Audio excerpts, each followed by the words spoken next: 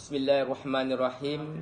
Assalamualaikum warahmatullahi wabarakatuh dan salam sejahtera saudara dan saudari rakyat Malaysia yang saya kasihi.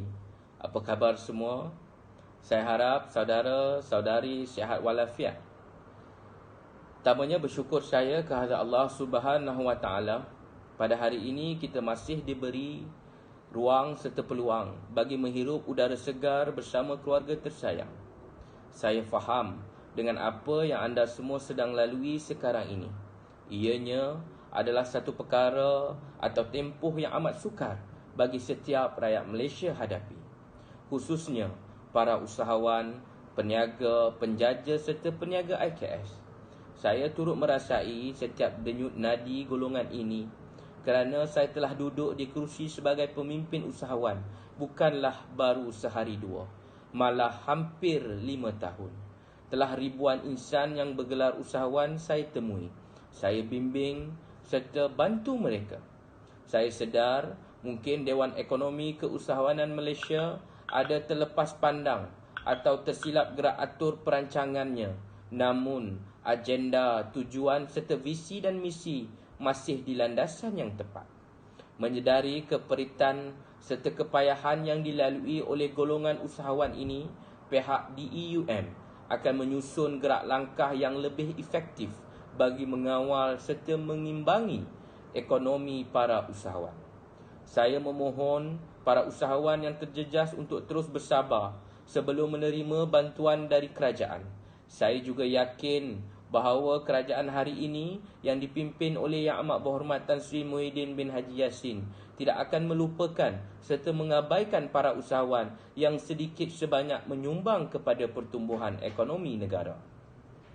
Saya juga telah difahamkan bahawa kerajaan melalui Kementerian Pembangunan Usahawan dan Koperasi telah mengambil beberapa langkah demi menjaga kebaikan para usahawan. DEUM juga telah menyusun serta membuat surat rasmi kepada pihak kerajaan agar bantuan serta inisiatif usahawan dapat disalurkan dengan segera. Kami juga telah memohon agar pihak berkuasa tempatan PBT serta agensi-agensi yang terlibat dengan usahawan dapat bersama memainkan peranan bagi meringankan beban atau kepayahan yang dilalui oleh para usahawan dalam tempoh ini. Saya juga telah ingin menyeru serta memohon kepada semua rakyat Malaysia amnya untuk terus kekal berada di rumah agar penularan wabak COVID-19 ini dapat dihentikan dengan segera.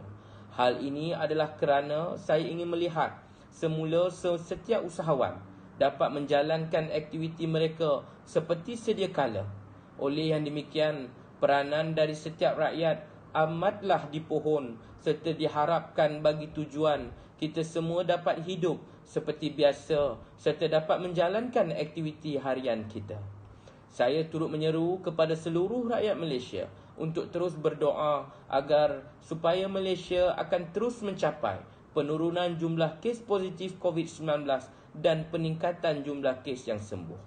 DUM juga melalui Skuad Kasih Malaysia telah melancarkan misi bantuan prihatin nasional bagi membantu meringankan beban mereka-mereka yang terkesan akibat perintah kawalan pergerakan yang dilaksanakan hari ini. Tabung sumbangan misi BPN masih dibuka kepada semua dermawan dan sesiapa saja yang ingin menyumbang kepada mereka yang memerlukan. Bantuan serta sumbangan dari orang ramai amatlah diperlukan dan dihargai. Ayuh kita sama-sama bantu kita dalam suasana hari ini. Akhir kata dari saya, semoga Ramadan yang bakal tiba akan memberi lebih ketabahan serta kekuatan untuk bersama-sama dengan ujian sekarang ini. Ramadan akan tiba dalam masa 2 hari lagi. Gunakan peluang Ramadan kali ini untuk beribadah bersama keluarga dan dapat meningkatkan ketakwaan kita kepada Allah Subhanahu wa taala. Saya mendoakan seluruh kepimpinan negara, anggota PDRM, anggota kesihatan KKM serta seluruh petugas barisan hadapan diberi kesihatan yang baik serta kekuatan dalam pelaksanaan tugas dan lakukan tugas dengan penuh keikhlasan. Insya-Allah kurnia Allah menanti. Ya Allah, ya Tuhan kami, berikanlah kami kekuatan bagi melalui saat begini Kepadamu kami pohon rahmat dan nikmat.